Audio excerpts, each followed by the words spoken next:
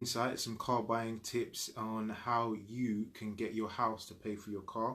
I'm introducing myself. My name's Gavin from Car Buying Guru, and managing director and co-founder of Car Buying Guru. This is a weekly show that we're going to be doing live on Facebook Live. So if you are interested in seeing any more, make sure you add.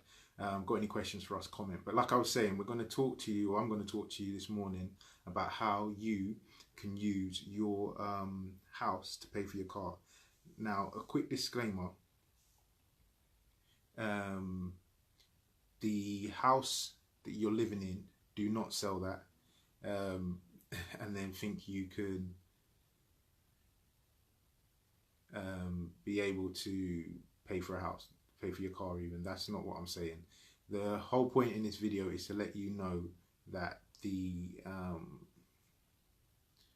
house that you purchase with the money that you save for your car, even, sorry, having some technical problems, but yeah, the house that you purchase with the money that you'll save for your car is what will actually pay. And what do I mean by that? Now, let's say you've been working hard, you've saved all your pennies into your savings account, and you've got 20 grand. And you might want to go and buy yourself a Range Rover Evoque, or I don't know, a C-Class coupe, something nice like that. Now, that amount of money can be used to actually put a deposit on a rental property. And what I mean by that is buying like a 2-bedroom flat. My business partner's bought a 2-bedroom flat in just outside of Birmingham with around 100k mark. Now, I'm going to get a lot of estate agents onto me, so these are rough figures. I'm not an estate agent, I'm not even in the property game, but this is just an example of where your money can be better spent than paying cash for a vehicle. So you take your £20,000, put it down as a deposit, pay your stamp duties, etc. And then you take what they call an interest-only mortgage. You pay your monthly payments with your service charges. Let's say they come to around £150 per month. From that £150, that will come out of your rental. Now, the yield or the rental yield you get from a rental property will probably be around 500, 550 a month. Now, from that 550 a month, once you paid your service charge and you paid your interest-only mortgage, you'll be able to then use the rest of that money to pay for your car. And some people say that sounds like a lot of work, etc., etc. But the thing is, if you buy a car and you're paying cash for that vehicle, all it's going to do is depreciate. Month by month, your car is going to depreciate. Whereas if you do what they now call, well, what's now becoming very popular, and that's lease a car vehicle, then your car is going to not depreciate, or, well, sorry, it is still going to depreciate, but the depreciation is not going to be your issue. So you got that £400 I was talking about left over from the 550 rent that you're earning from the property you just bought. Now, that £400 will probably cover a decent C-Class in this day and age. You've got some offers on a lease on a C-Class at carbuyingguru.co.uk, and also Range Rover Evoque. So you can get into a very nice car with your £400 a month. Now, this is where the smart people will see what I'm talking about. You pay your £400 a month for 3 years, and let's face it, most of us want to change our car every 2 to 3 years, you'll find. Now, after the 3 years, if you bought it cash, the car's just going to depreciate, you're going to lose money, and then you're going to get rid of the car, and then you probably have to find more money to put on top to get a car of the same level again.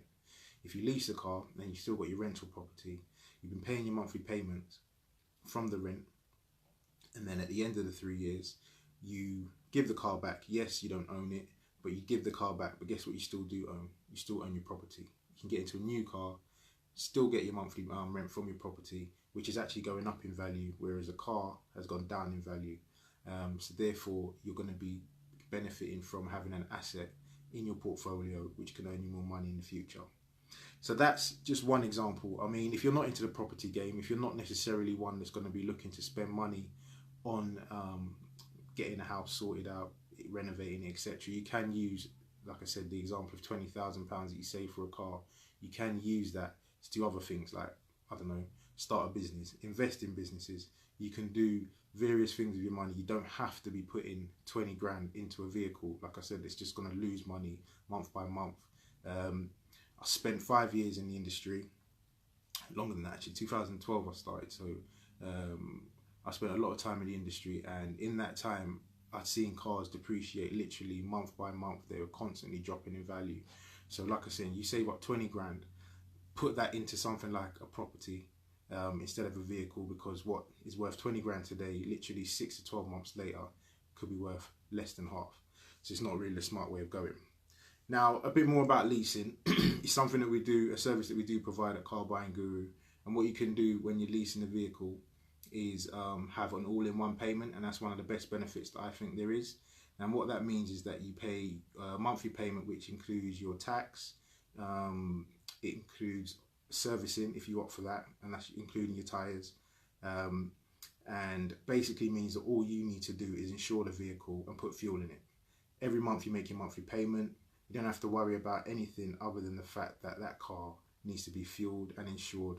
So it's peace of mind motoring. Something goes wrong with it, usually they're on a brand new car. You can't really lease a used car, so that means it's going to be within warranty, providing you don't take it over 3 years, for longer than 3 years, shall I say, because most manufacturers give you at least a 3-year warranty. If not, they will give you more. So providing you're running for at least, providing you are running a brand new car and it goes wrong, you can take it back to the garage. They have to fix it. You don't have to worry about things going wrong. You don't have to MOT it, because you don't have to MOT your car for the first 3 years. So it's literally all-in-one motoring, all-in-one payments for motoring, sorry. Now, another thing to remind you is that you can change your car every 3 years. Now, a lot of people say, oh yeah, but I want to own my vehicle. Do you really want to own your vehicle? People take out a 5-year hire purchase agreement, and then after 3 years, they talk about wanting to swap their car. They don't actually own the car. It's not until you make your final payment on a hire purchase vehicle, you actually own the vehicle. You actually own it. So when people say they want to own a car, do they really? Because like I said, most people after a few years, they get bored, they want to switch up and get a new car. And that's what leasing allows you to do without having to worry about depreciation. So they're the reasons why I think you should go for leasing. There are a couple of reasons why you shouldn't go for leasing, and one of them is if you want to own a vehicle. If you are still a bit what I call old school, you want to buy a car, brand newish, maybe a year old, drive it into the ground for like 10 years, like our parents would have done, then fair enough, leasing probably isn't for you. But like I said, there are loads of options out there with finance, but for me, leasing is the one to go for if you are someone that wants peace of mind, all-in-one motoring, and do want to have a way of buying a car and not having to worry about your depreciation. How you doing, Tony? It's my old boss. A lot of the stuff I'll tell you about in these series was told to me by Tony.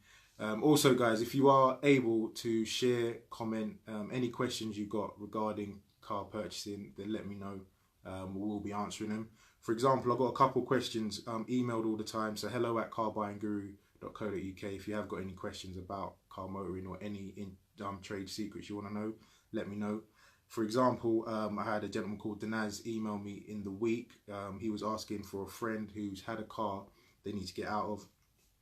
I won't share too much, a bit of a personal reason why they need to get out of the vehicle.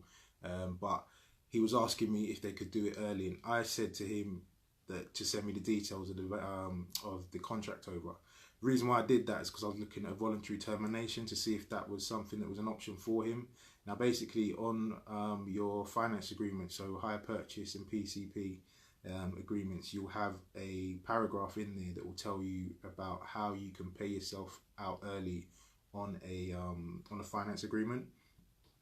Now, it's a bit technical, and especially if you've called a finance company and asked them how to do it, but at the same time, it's not extremely difficult. You just need to know what you're doing.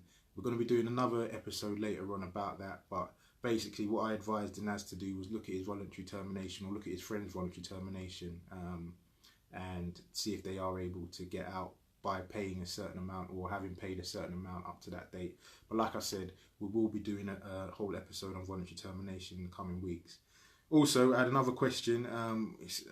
There's about 5 of these questions, so I didn't have a particular person, but it's a question about what's the best car for new drivers. I've actually done something on IGTV. We are on Instagram, so that's at Car Buying Guru UK on Instagram. So if you want to check out IGTV, I'll give you a full breakdown of what I think would be the best cars for new drivers, if that is your situation. But things to consider is insurance, how much is going to cost you to insure the car, so therefore the engine size, etc. And ways of purchasing a vehicle. Finance isn't a bad thing. Some people get put off of financing a new car when you are a first-time driver. If you're confident enough with your driving, then you should be okay.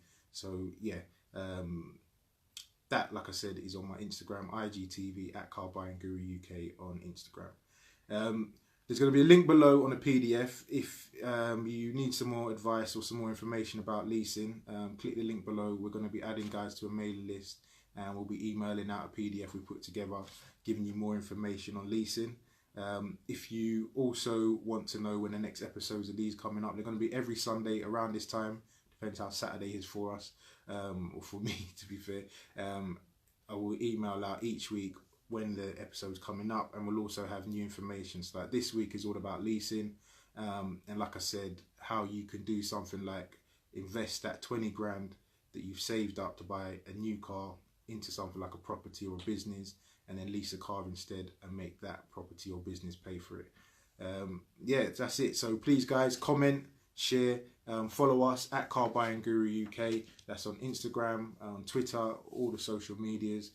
Any questions, feel free to comment in the box below, or email us, hello at Car Buying Guru UK, and yeah, we'll be able to help you out. Oh, and don't forget the website, carbuyingguru.co.uk. Got loads of offers on there. Thanks for watching.